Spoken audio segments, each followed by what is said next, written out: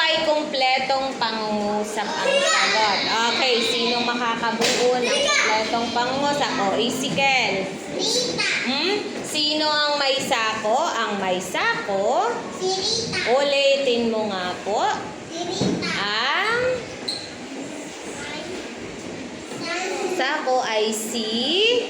O, sino pa makakaulit? O, sige, Arkin. Sino ang may sako? Kumpletong pangungusap.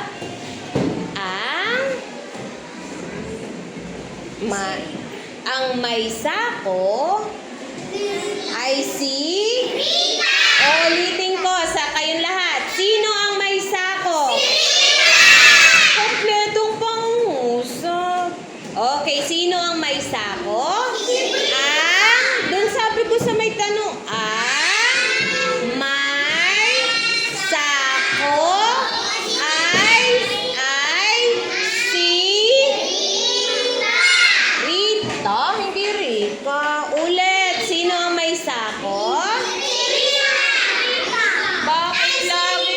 Kumpleto nga pong pangungusap. Pag sumasagot. Okay, ulit.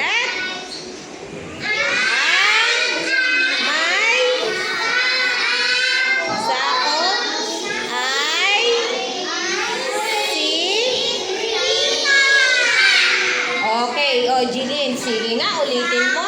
Sino po ang may sako? Kompleto pang usap tayo.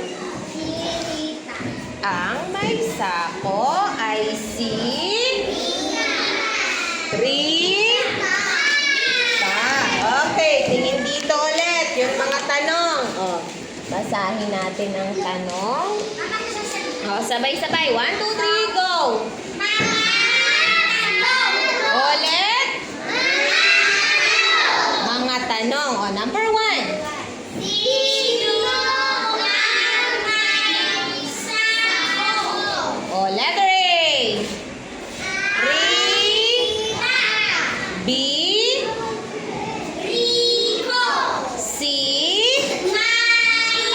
Ano po ang sagot? Letter A.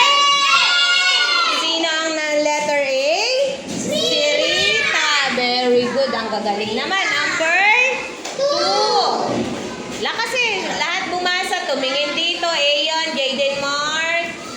Dito po tumingin lahat at bumasa. Ulit. Number 2.